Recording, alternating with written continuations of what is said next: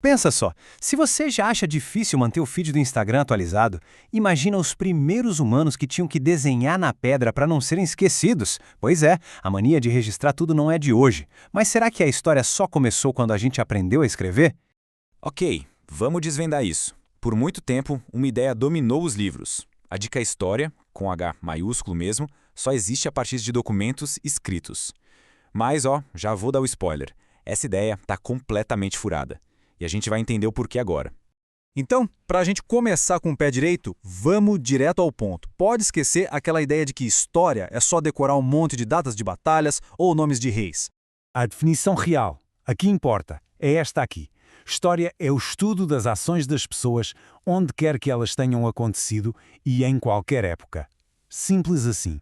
Ou, traduzindo para o bom e velho português, se existiram pessoas vivendo, caçando, amando, brigando, construindo qualquer coisa, pronto, já existe história para ser contada.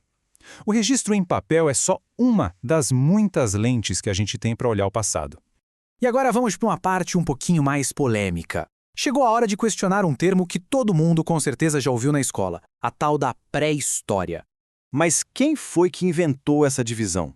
Bom, o principal culpado por trás disso foi uma corrente de pensamento lá do século XIX, uma galera chamada de positivistas. Os positivistas eram, assim, obcecados pela ciência e por fatos que eles consideravam comprováveis. Para eles, a regra era bem clara. Se não estivesse escrito, e de preferência carimbado por algum órgão oficial, não era uma prova histórica confiável. Eles simplesmente ignoravam todo o resto.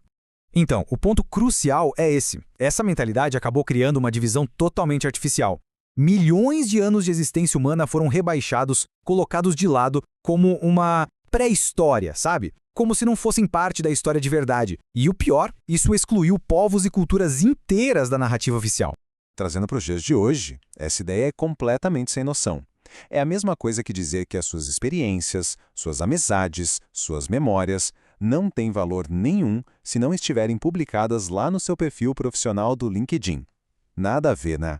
Mas, felizmente, a história evoluiu. Hoje em dia, o trabalho de quem estuda o passado se parece muito mais com o de um detetive, sabe? Que vai juntando todas as pistas que encontra para conseguir montar o quebra-cabeça.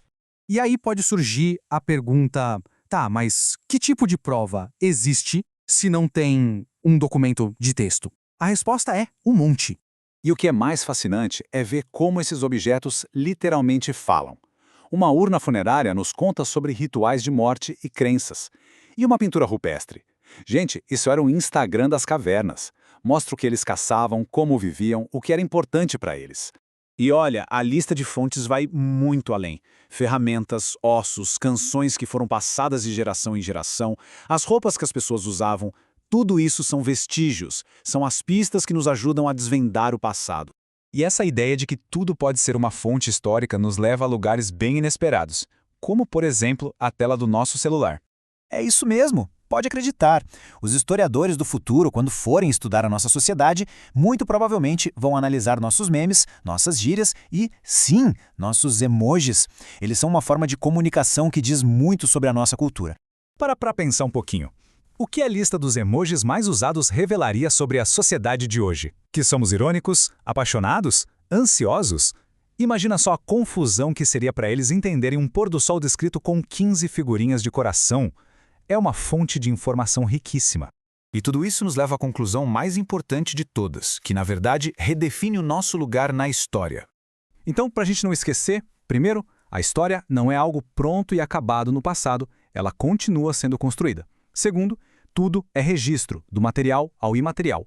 E terceiro, e mais importante, cada pessoa é protagonista, não só os reis e generais dos livros antigos. No fim das contas, a gente precisa lembrar que ninguém é apenas um espectador. As ações, as escolhas e até os emojis de cada um estão construindo a narrativa do nosso tempo. Sem aqueles primeiros registros na pedra e no barro, a gente nem estaria aqui hoje reclamando do Wi-Fi lento. Cada pessoa é um sujeito histórico. Cada pessoa faz a história.